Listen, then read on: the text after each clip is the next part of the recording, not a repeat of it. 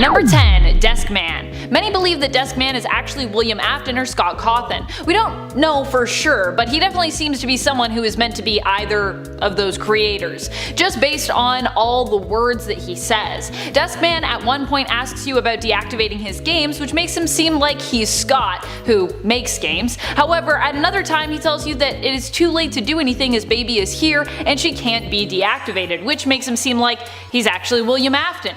Desk Man overall is definitely a mystery and secret just waiting to be solved. His death and the words he says could reflect the games or the lore, depending on which role he's actually meant to resemble. Number 9. The show will begin momentarily. When you go to see Desk Man, there is a direct reference to Sister Location that can be spotted, or rather, heard. You can hear the version of Circus Baby from FNAF World saying out loud, "The show will begin momentarily. Everyone please stay in your seats." While the lights are out, it's here that Desk Man ends up being killed. We don't know if it's Baby that causes his death or whether he does so himself. And friends, before we move on to our next spot, just a quick reminder to please click like if you love this video. Anytime that you click like, you know we get a day closer to a new FNAF game. Actually, if we get a certain amount of likes, I think we get the new FNAF game like right now. I'm just kidding, that's not gonna happen. But if you want more FNAF, you can also check out our playlist. Number 8. Instant Refight. Refight? Is that a thing? Now it's a thing. I made it a thing. You're welcome.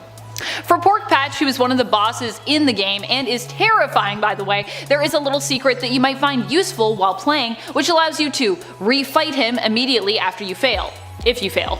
Hopefully you don't fail. Pork Patch just looks like some Franken-Pig animatronic by the way, like an animatronic that may or may not have been made out of real pork, which is now like rotting away. I'm a little disturbed.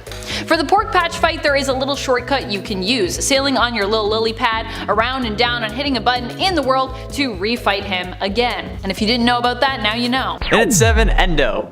Endo is basically just a naked endoskeleton that totally screws with what the phone guy was saying in FNAF 1 to explain the animatronics attacking you. He said it's because when they look at you, you look like a naked endoskeleton, but then there's ones just standing in your office in FNAF 2 and FNAF VR, and they totally ignore it. This one is similar to the mini arena, you just keep restarting the level and eventually you'll find an endo standing to the right of your desk, okay? This can happen in both blacklight mode and regular mode on any night. And I know that the explanation for why they're attacking you is because you play as Michael and all that jazz and they don't actually think that you're an endoskeleton, okay? But like, I don't like logical inconsistencies. I've probably made so many countering comments over previous videos that I can't really talk about inconsistencies, but you know what?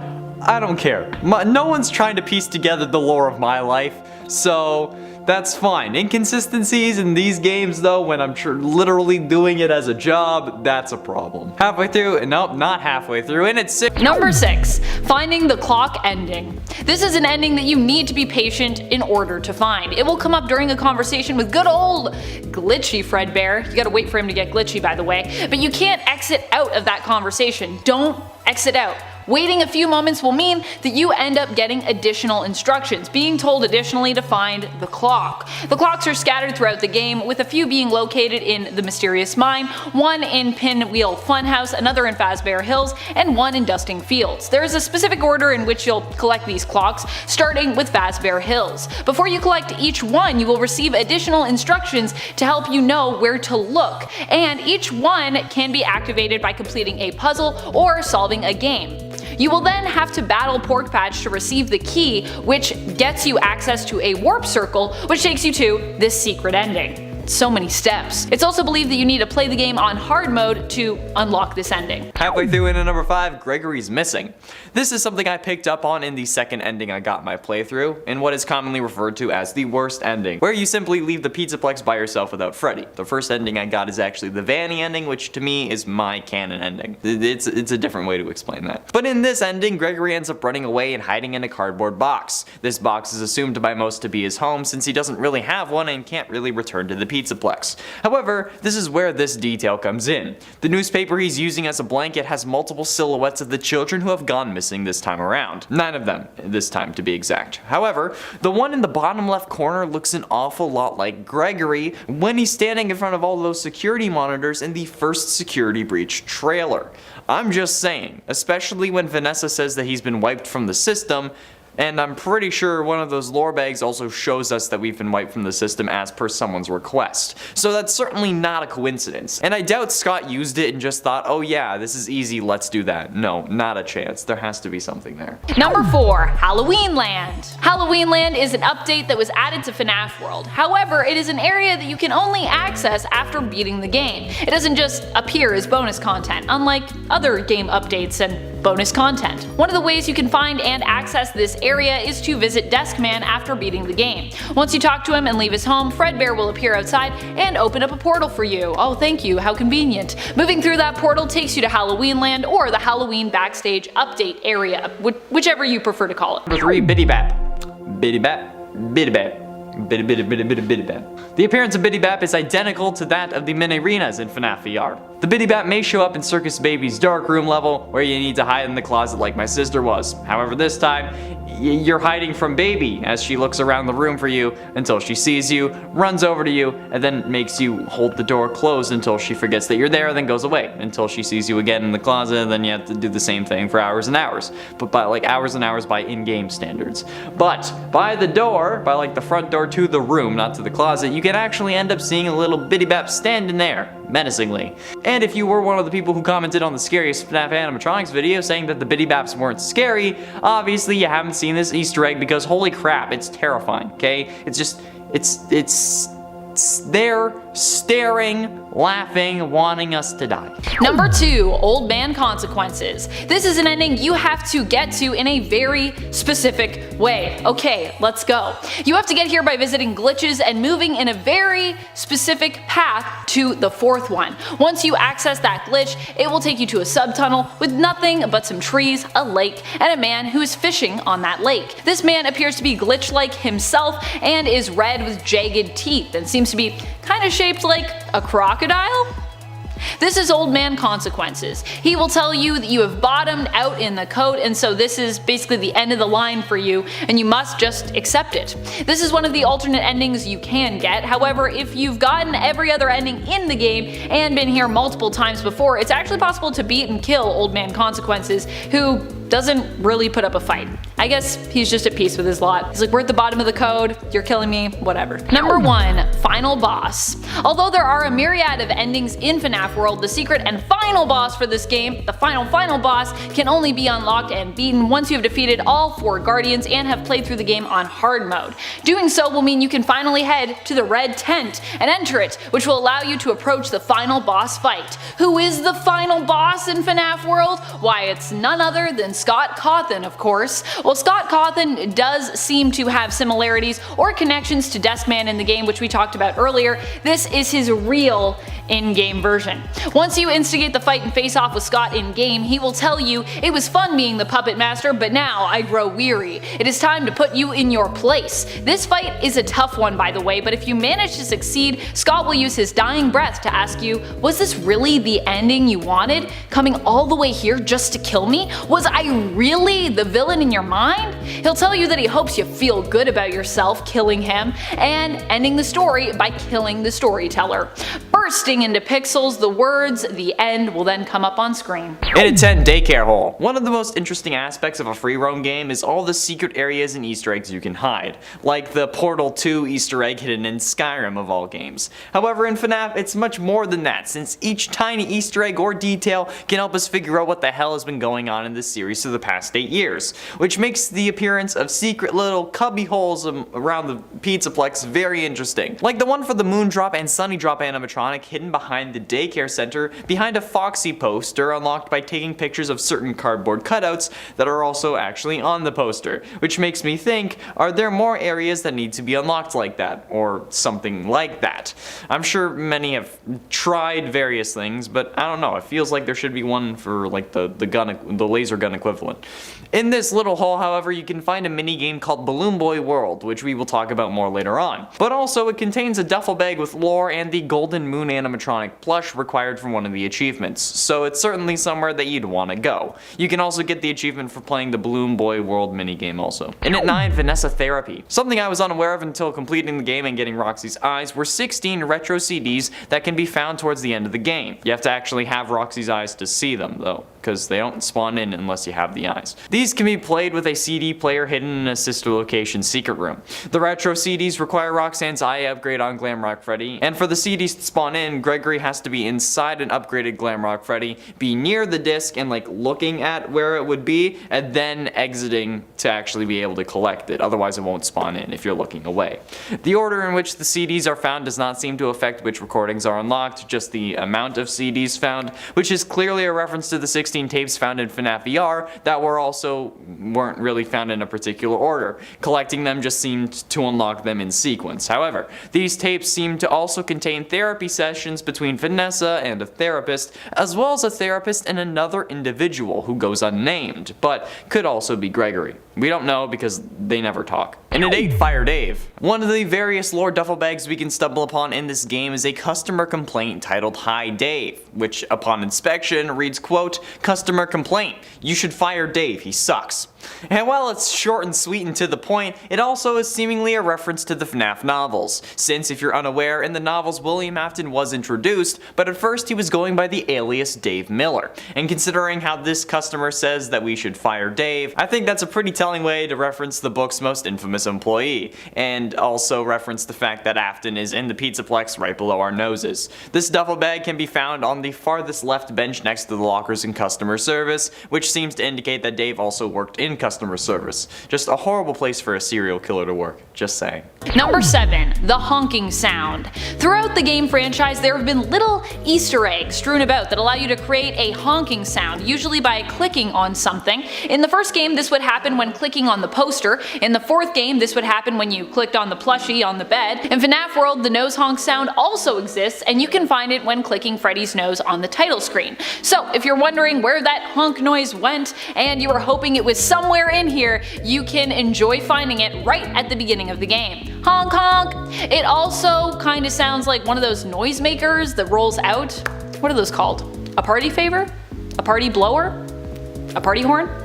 You know what I mean, the things. They roll out. And at 6, Freddie Mercury. Did you know that Freddy Fazbear in the opening cutscene to FNAF Security Breach is actually making a reference to Freddie Mercury?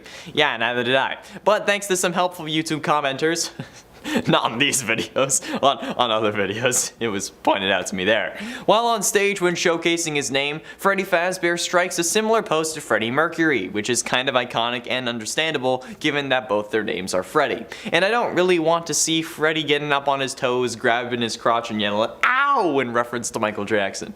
Someone also ended up making an album cover for the glam rock band singing Bohemian Rhapsody, which is absolutely iconic and I love it. I kind of want to hear this now though. Like, why can't we have this instead of like Freddy telling Gregory that he needs to vent like a sussy baka? Like, why has that been going around? Like, Gregory, have you heard of Among Us, Gregory? You need to vent. I don't know. And why is my TikTok For You page filled with FNAF memes and FNAF related content all of a sudden, okay? It was like the one safe place I had. But now there's like glam rock Freddy filters and like sunny drop filters and Gregory being a sussy baka and like but Vanessa, I'm a material girl things. Like, what the f, man? Why? Halfway through into number 5, Helpy. Oh my god, I hate this little bugger, okay? And not because of like buff Helpy anymore, just because of the damn Helpy horror sections from the Poxy Cove. You know? But just because of the goddamn Helpy horror sections from the Foxy Pirate Ride thing from Curse of Dreadbear, okay? But while Helpy makes a prominent appearance there, you may not have had a chance to see him appear in the main menu screen for this game. Yes, in the main level selection screen, or for the base game, kind of like the main hub area, Helpy can appear holding onto the monitor and hanging off the side like some sort of demonic fireman. And if it wasn't terrifying enough, because let's face it, if you load in expecting to see a normal monitor, then you get a bear right in your face, you'd be concerned too. You can also see Helpy in FNAF 2's office, behind you, as some sort of weird peeping Tom who gets off on you being terrified and then uses it as motivation to work out later. Actually, I feel like that's everyone in the comments section. You all want to see me get terrified every single time I play a game, and it's not fun. Anyways, you can encounter him at the same time as the Endo, which makes it just even worse. Like, did he put Endo there? Did I put Endo there? I don't know. I'm tired. In at 4, Monty the Murderer. One of the biggest questions this game seems to have is where did Bonnie go? While with sister location, simply put, Funtime Chica was rented out, that's not really the case with Bonnie in Security Breach. We hear Freddy say that there isn't a bunny here anymore in a somber way as if he was killed, but by who is the bigger question. In the lore duffel bags, we can find various bits of evidence though that suggest Monty could be to blame, since after all he did end up replacing Bonnie as the new bass player after his accident. But was it really an accident? Let's look at what the bags say. Quote, "The bowling alley needs a retheme. While most of the Bonnie art was removed, kids keep asking where's Bonnie? Do we have an officially approved response?" Which makes it seem like Bonnie isn't simply out of commission. But we can get even more specific. Quote again, 12:24 a.m. Bonnie is seen leaving his green room in Rockstar Row headed east towards the atrium. 2:40 a.m. Bonnie enters the East Arcade. 4:12 a.m. Bonnie enters Monty Golf. And considering how that's where the log ends, we can be pretty certain that Bonnie ate the dust over at Monty Golf, which would make even more sense given that Monty replaced Bonnie, became more popular than Bonnie, and then was also the last place Bonnie was seen. Seems pretty sus to me. I mean, maybe Monty was the one who should have been venting. Number 3, Secret Graveyard Path. In the graveyard, there is a path that takes you all the way to the beginning of the game. This shortcut can be very useful, especially if you are trying to achieve certain objectives in order to unlock trophies, endings, or other such achievements in-game. Once you've unlocked Halloween Land, this path will also become available to you, if you can find it. In order to do so, you'll need to position yourself between 2 rocks near the windmill in Fazbear Hills. From there, move left until you hit a tree. If you continue to move left without stopping, you will eventually move through that tree, sort of phasing through it, and enter Halloween Land. Ooh, spooky. Penultimately, in at number 2, Arcade Conspiracy. The Arcade Conspiracy gets its name from one of the duffel bags that you can find, where we learn that something else seems to be going on here. Quote from this Arcade Conspiracy note, "Exit interview. They are working together, the arcades. They are hiding something, the glitches. Glitch them all at the same time, then the princess will recognize me. She's testing me. I am not yet worthy. The others are protecting it. Let me stay. I'm so close. Just one more night, please. I can save the princess." Now it's clear that this seems to be referencing the Princess Quest minigames, however it doesn't really seem like we have to glitch the Princess Quest games in order to win. We just have to beat them in orders from 1 to 3 and then boom we save Vanny. So what could the rest of this mean? Well, there are 3 other arcade machines that seem to be having mysterious glitches as well. The Balloon Boy World game that you can find in the theater and the secret area, Chica's Feeding Frenzy, which won't turn off even when unplugged, that you're supposed to be able to find in the bakery but that hasn't been added yet, and Monty Golf A-Arcade that according to its duffel bag shouldn't be in the mini golf area, but it is. So what's the deal here? What's going on with these games? And does it have anything to do with the Happiest Day minigame where we need to glitch out various minigames in order to unlock the good ending of FNAF 3? I don't know, but we won't be able to know until Chica's Feeding Frenzy is officially added into the game because they released Security Breach without it being complete. And finally, in at number 1, Freddy and Friends. In the area where you end up forcing Chica to eat garbage in order for her to get crushed, you can find a secret door. A duffel bag will be hidden next to it, indicating that you need to take a picture of the wall to continue, and doing so results in a tiny door opening so that Freddy can't actually fit through, but you can. But the room it leads to is probably one of the most interesting things at all. A replica of the room that Mike watches the Immortal and the Restless in from Sister Location, even including the basket of exotic butters. If that wasn't bad enough, you can also see the Freddy and Friends cartoon on the TV, which explains why Steel Wool was posting them to begin with if they never intended on fully releasing the release date with them, since the security code on the wall was meant to be solved using these cartoons, which is why it's playing on the TV, so you associate that code with Freddy and Friends. But needless to say, it's certainly an interesting and pretty damn cool Easter egg, although it opens up a whole other can of worms if that's the case, since, you know, Glitch Trap was found in the final episode of that, and now this series exists in the FNAF world. I don't know, maybe I'll have to do more research on this, really, to see if there's more going on here than we realize. Firstly, we have to establish whether this would be something new, or if it would have been this way since the start, and there are a few indicators that might surprise you. In my latest playthrough, the Security Breach But It's Ruined by Mods video that released on Saturday, April 2nd on this channel, I made a note to point out that Freddy doesn't really seem to care when you get locked inside the Pizzaplex. He also seemed to care more about the fact that you got a crappy Mr. Hippo magnet as your free gift. gift, and sounds more disappointed about that than the whole locked in and might get killed by a serial killer thing. Which begs the question, is he really all that disappointed? Obviously, if he was blatantly evil, he would have just turned us over to Vanessa, but if he was really crafty, he would gain our trust first. After all, he should have Glitchtrap's code inside him, right?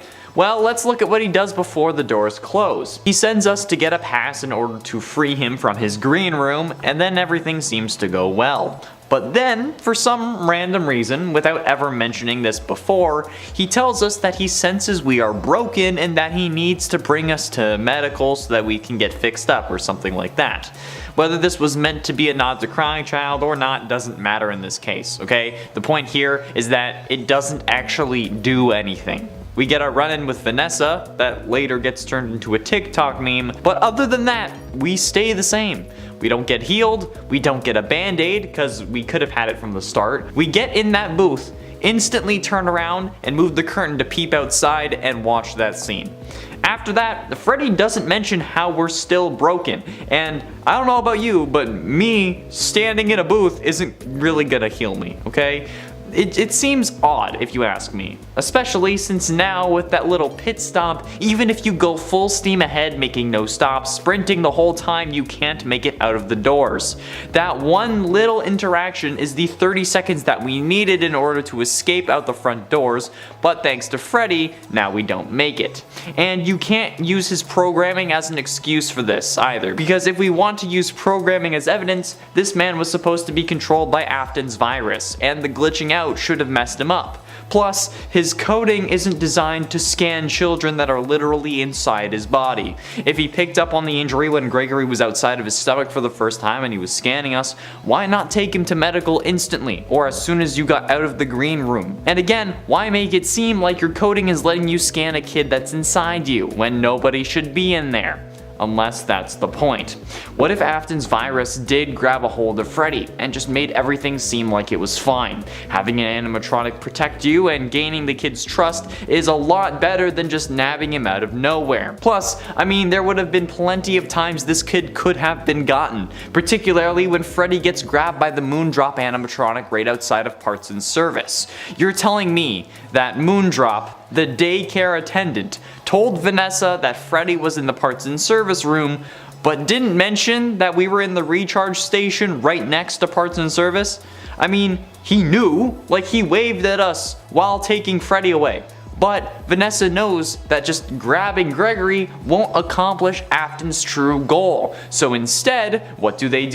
They stage a fake interrogation where Freddy once again looks like the good guy, and then she leaves through the most inconvenient way for her possible. Why would she leave to Rockstar Row when she could easily come our way and then head to the main atrium?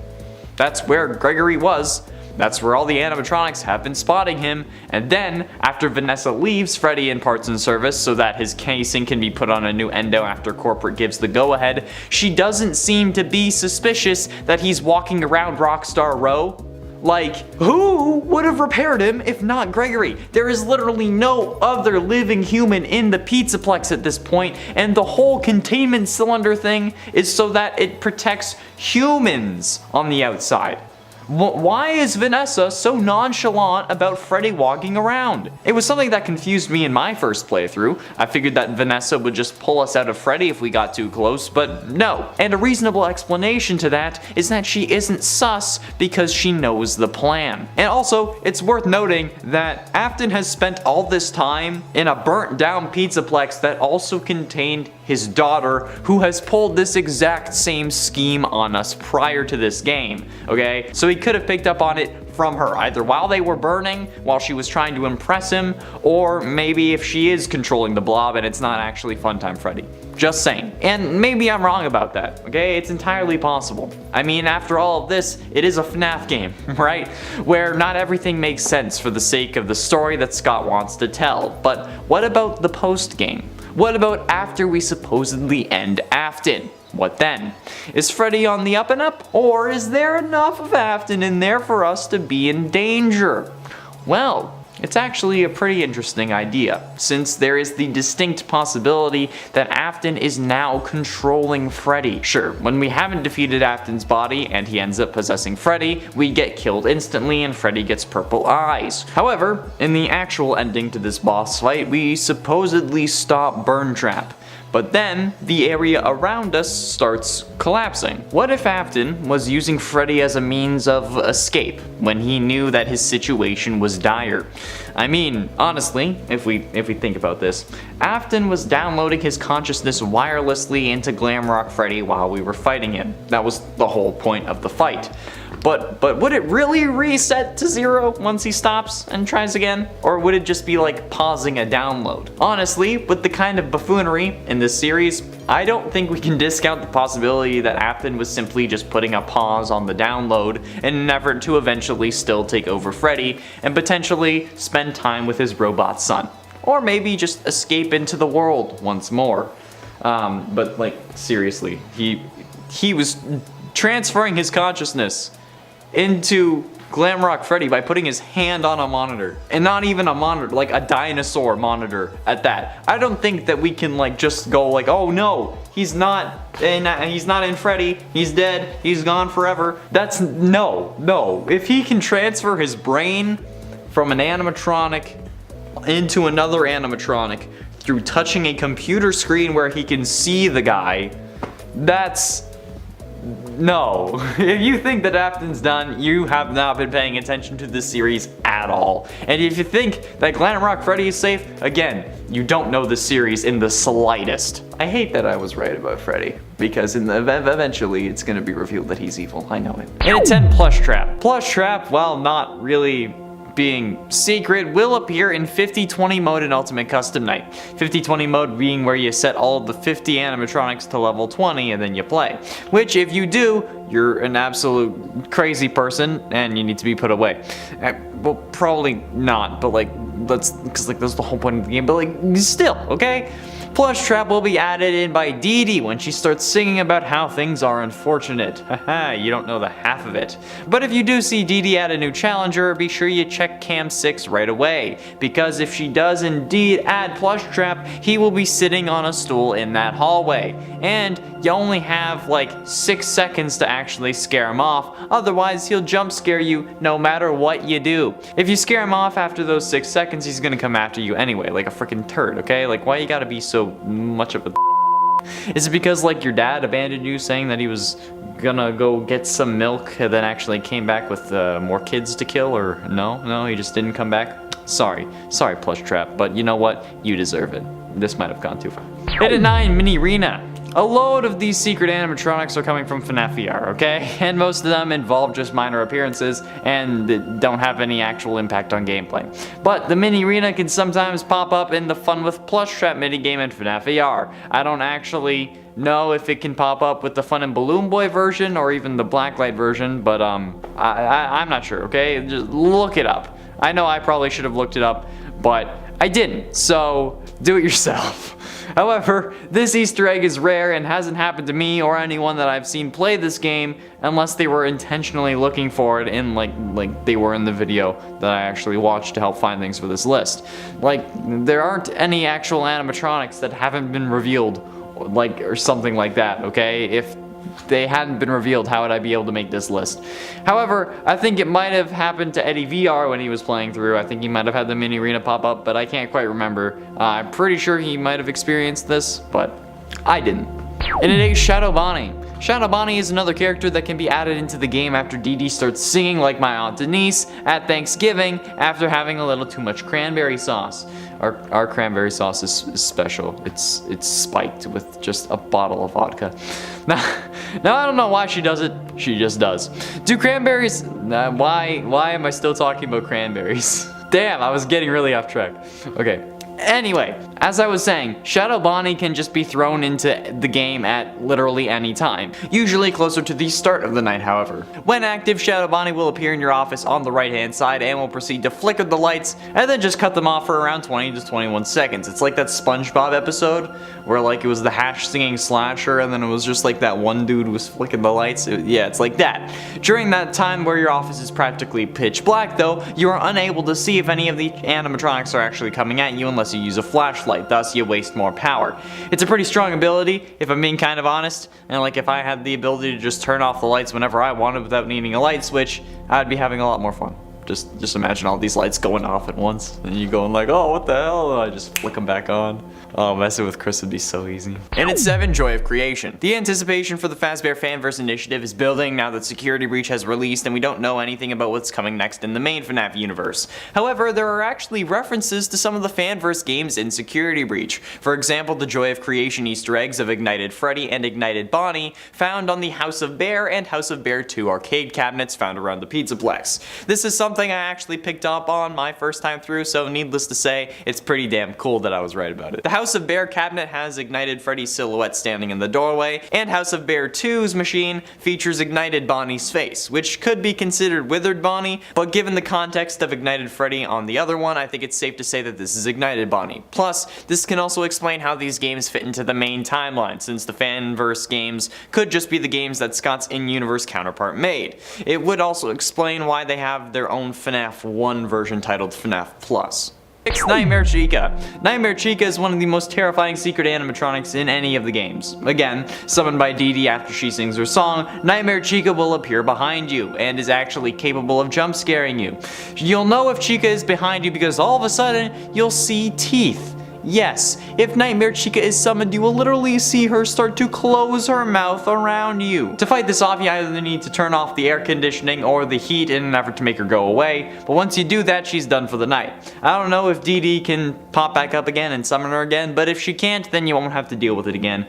But if Chica closes her mouth around your head, she will jump scare you, end the night, and let's be honest, probably claw your face off, then use it as pepperoni. Although, if I'm being totally frank, if she's closed her mouth around my face, aren't I already dead? Number 5. FNAF 4 Ending. The clock ending will reveal the same character from when you first started the game. This character will reassure you that we are still your friends, but asks if you still believe that. This is similar to the ending that we see from FNAF 4, but instead of telling the player that they will put them back together again, they are instead told by the character, who is obviously meant to resemble everyone's favorite psychic friend Fredbear, but shrouded in darkness, that the pieces are in place for you, but you yourself will need to find them. This ending also gives you the Crying Child trophy, which is obviously another tie to FNAF 4. In at 4, Lolbit. Lolbit does actually make an appearance in Ultimate Custom Night, however it's not in the same vein as the others. While the other animatronics are actually visible, Lolbit's bit is just a load of loud noises and please stand by graphics showing up on the screen, blocking the middle of your vision. The whole point of this character is to cause noise, since there are characters who jump scare you based on sound, as made evident by the noise bar at the bottom left of the screen. This makes a whole lot of noise for a very long time, meaning that the animatronics will know where you are, and Music Man, if he is in the game, will jump scare you basically immediately because Music Man hates noise for some reason. Gotta love that logic. The man's a DJ, but literally any form of noise in FNAF 6, he'll rip your face off. Getting close to the end in at 3, Pizza Rumors. Again, found in one of the lore duffel bags, we get quite an interesting parallel between Fazbear Entertainment and Chuck E. Cheese. Found in a party room outside the Moondrop Daycare, we can find, quote, recycled pizza? Customer complaint. The pizza we ordered was weird. Some pieces were different sizes or didn't fit together. One slice even had different toppings. Did you recycle the old pizza from the trash? I am never coming back here unless I am given some form of major discount. Angry mom. End quote. And while they're also playing on the Karen tropes seemingly, this also has a larger reference to the conspiracy theory that Chuck E. Cheese was recycling their pizzas. It was talked about by everyone from Shane Dawson to Matt Pat, with Matt Pat seemingly proving the rumors false, since they ordered a pizza from Pascali's Pizza and from the actual Chuck E. Cheese, which are made in the same kitchen, and the pizzas from Chuck E. Cheese still looked janky as hell, when it's literally impossible to get recycled pizzas because of a pandemic. So it's not true, but it's certainly an interesting Easter egg nonetheless. Penultimately, in at number 2, XOR. Now, I didn't know that Elon Musk's kid was an animatronic, but this animatronic is actually in the same vein as Shadow Bonnie, with a name that still makes more sense than X-Ash Archangel 12. Like, I get that they say that they changed the name or something like that, but okay, still. What's with celebs naming their kids weird?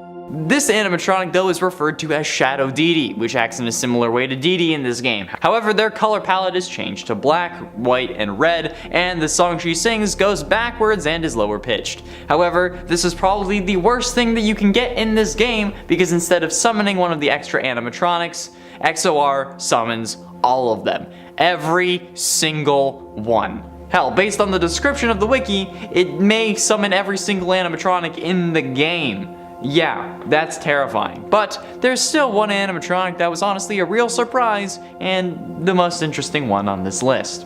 And finally, in at number 1, Coffee. Now, in FNAF VR, you can see multiple animatronics, most of which were on this list. However, the most interesting one, that is probably the only actual secret animatronic on this list, is Coffee, which isn't even an animatronic from the FNAF series. It's actually from another one of Scott's series, which failed, like every other game before FNAF, a game called Desolate Hope. And Coffee is an autonomous service robot designed to tend to the needs of nearby humans. It's basically a sentient coffee machine that actually makes coffee, unlike the one at Yog Labs. Coffee can be seen in Five Nights 3 if you reload the level enough times, and he'll just be sitting on your desk, unable to be interacted with, and he won't even make you coffee, which is kind of rude. Honestly, maybe he is more like the Yog Labs coffee machine than I thought. Welcome to Yog Labs. Sorry, guys. Minecraft Nightmare got me all back into all the Minecraft things, so I can't help but make references now, and then Yog Labs and Yog's Cast, and yeah.